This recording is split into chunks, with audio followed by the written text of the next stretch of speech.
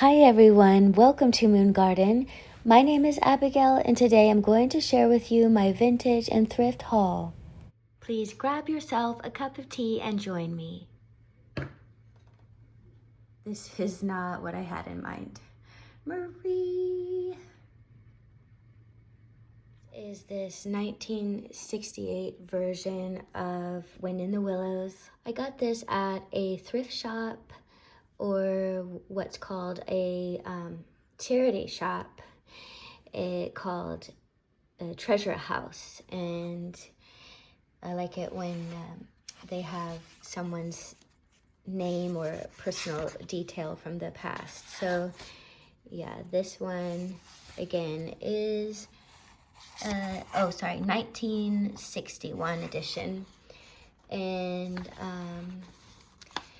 there are some really sweet illustrations. So I like the black and white. This is just a tale that is perfect for a cozy night in, or you don't have to be a child to read it at all.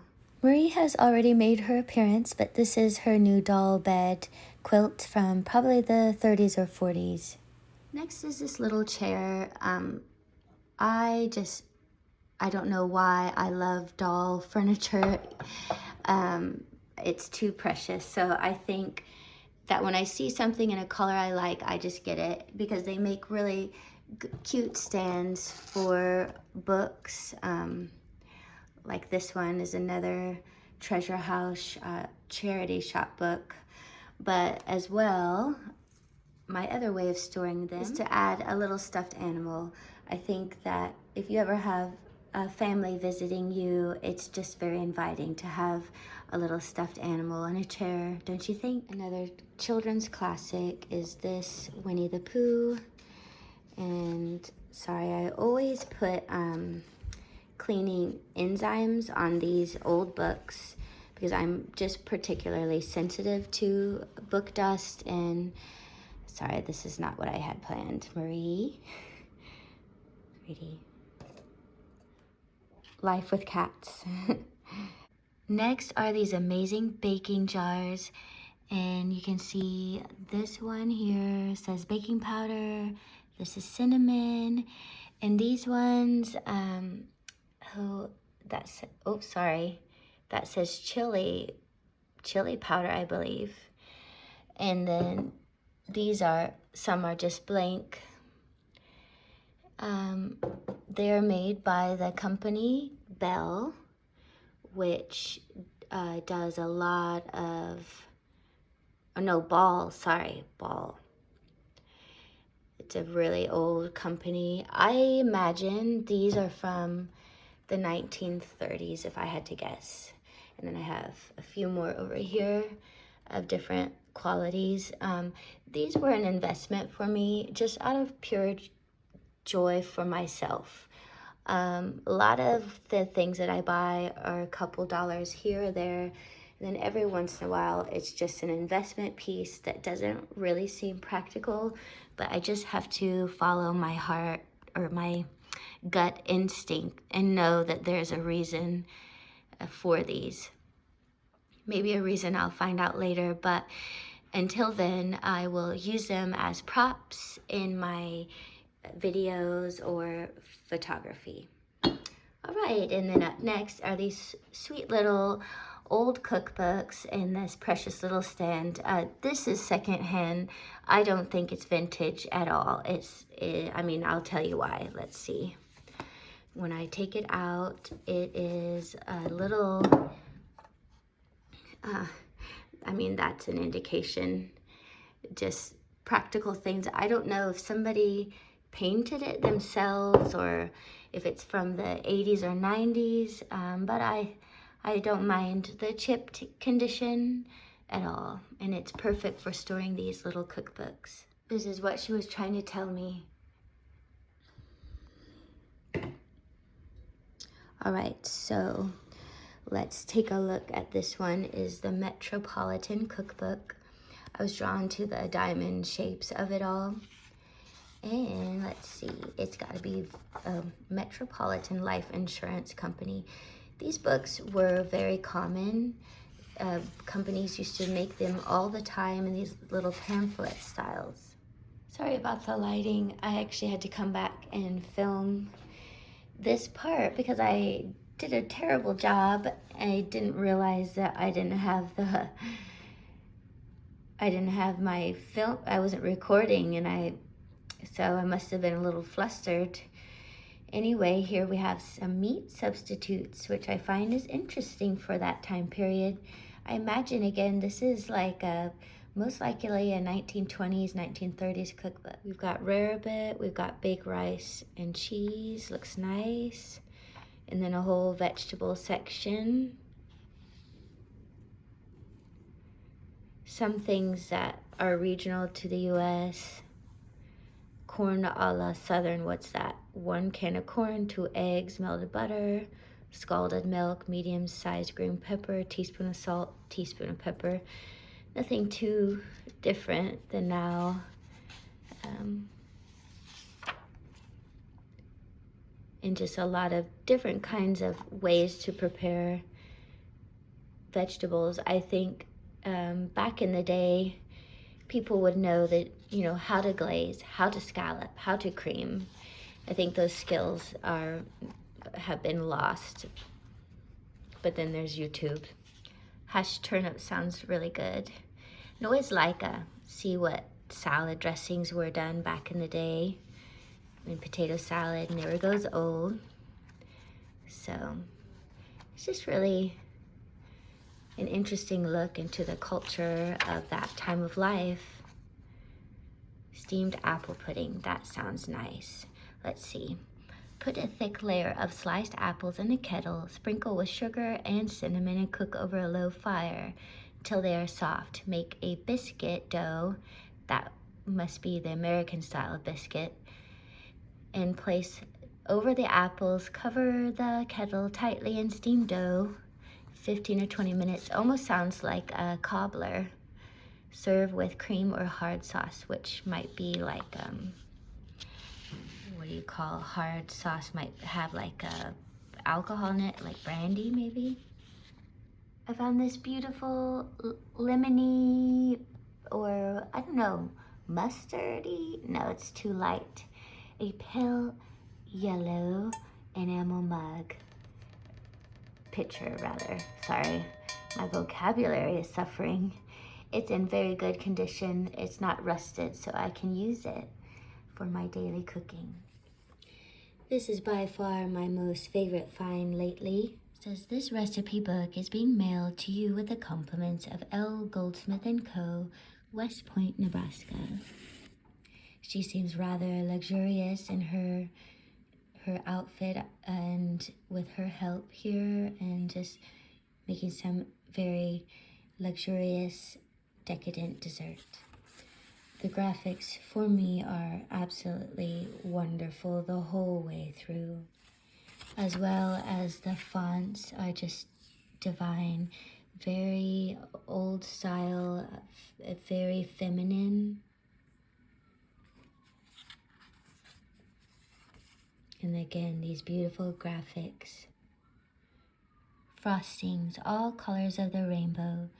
Striking color effects may be obtained for special occasion cakes, children's party, patriotic luncheons, etc. This is all basically about catering, but from your home. Back to the foreword. It says, although called a book of recipes, this is in reality a book of suggestions.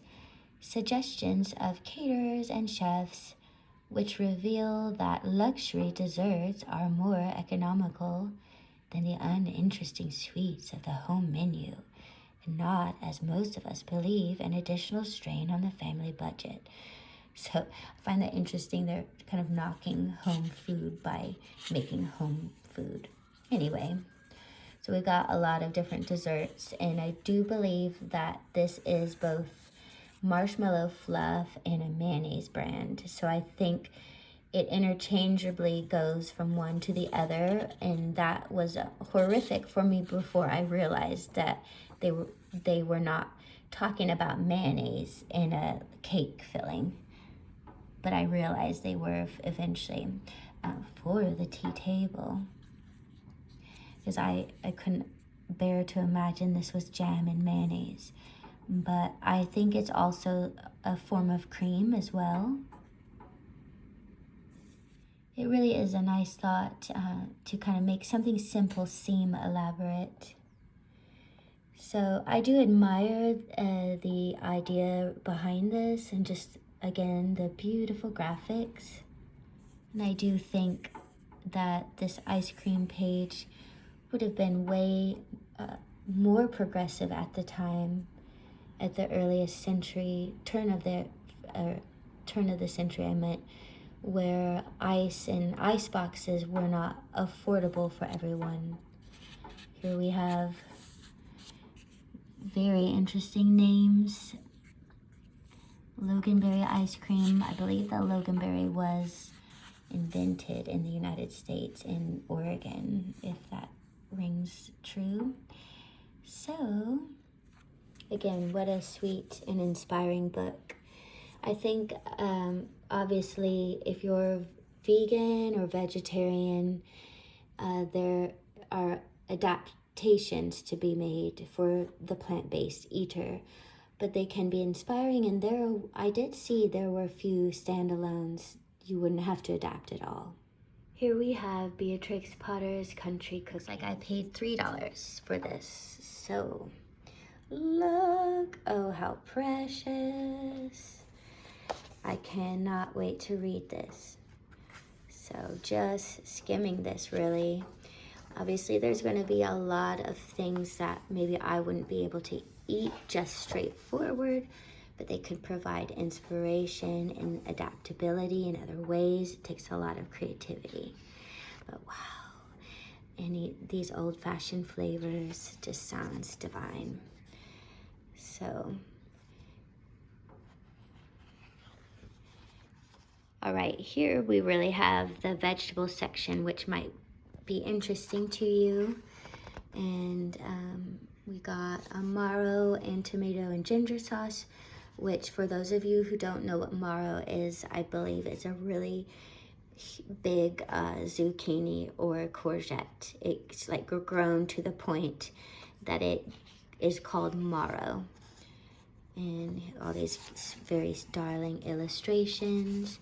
Timmy, is that Timmy? No, Jimmy Tiptoes, a favorite, seems I can't read. Jimmy Tiptoes' favorite nut burgers. Oh, no, it is Timmy. The Tale of Timmy Tiptoes was written to please Beatrix Potter's American readers, and was a new venture for her in terms of the animals she portrayed. So, lots of different savory fillings, and vegetarian focus might be easily adapted to those with a vegan or plant-based diet. Some of these things, I don't know what they mean, but I'll be intrigued to read and find more context. We've got a cucumber and strawberry salad, and this is really nice. Some kind of history about Beatrix Potter's life when she first bought Hilltop, which is the name of her farm in Lakeland Village. And then, oh goodness, she discovered the house was overrun with rats. Okay. So I'm sure this ties into food somehow in an appealing way. I will find out. But the style is so beautiful. Look at that. So here you're getting the idea. The Good Rabbit salad of carrots, courgettes, and nasturtium flowers. That would be so beautiful to translate. Again, that's zucchini, and these are beautiful, like red and orange flowers. So yeah, just a preview, and I think that if you wanted to get this book, you can just easily Google the title. This one I got for $1 at a very local charity shop to me. The Country Store Traditional Food, Country Crafts, and Natural Decorations by Stephanie Donaldson. Photographs by Michelle Garrett. And I never know how to feel about these when there's like a nice note and then somebody's giving it away. So, but I will surely enjoy this book. Just think it's very, just that country home aesthetic. I mean, wow. This has got to be a 90s book, just based on some of the photography style and things that like, or maybe even 80s potpourri was huge that time, but just really, just the lifestyle that you gain from looking at these photographs. So we've got the traditional way of storing mature root vegetables is to arrange them in layers in silver sand. Then cover them completely and store in a cool, dark place, and they will keep for months. I didn't know that. Or maybe putting apples in paper. Got extractions of herbs, drying things. So it's just quite a lot of country wisdom, things that I really don't possess, but my aunts and my grandmother did. So I guess I just enjoyed the fruit of their labor and didn't learn. So I have to learn through these books. So yeah, you're getting the idea of how many topics this covers. And I am particularly interested in jellies and jams. Even though they can have high amounts of sugar, you use them sparingly. Here we've got a rhubarb and mint jelly. Wonder what you would serve that with. I don't think it says. And just these touches are really, really nice. This is a very random book, and I got it for $1, so I just thought I'd show you a few unusual recipes. It's got very standard recipes that you would expect, and then veggie-centric ones like this Bountiful Harvest. And I have a good pizza recipe, not from my own, but from someone else that I'll link. It's from the Minimalist Baker. Pizza with tofu, that's interesting. I think the Italians will have something to say about this. Curried tofu pizza, wow. Chili pizza. This is very unique. Split pea pizza with a cornbread pizza dough, but it says this pizza makes a hearty dinner on a cold winter night. A tossed salad and a cold beer completes the meal. Ooh. No novelty pizza cookbook is complete without a dessert pizza section. Next we have my fascination with vintage lifestyle in the form of perfume paraphernalia. We have an Art Deco perfume topper, just so beautiful with a cut glass. All right, and here we have a Victorian era perfume sniffer. This is not dirt here. This is just the passage of time. You can still get like a myrrh resin from this. It's wonderful. There's no faster way to time travel. And then another way to use this little shelf that's been repurposed, I thought, is to store my supplements. So I've been seeing a doctor for my energy levels and have a lot of drops to take, as you can see.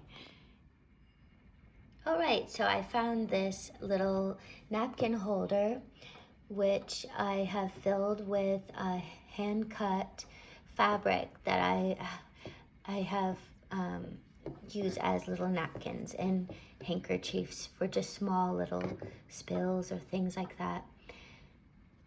We have a random paper onion, and then moving on to more kitchen inspiration.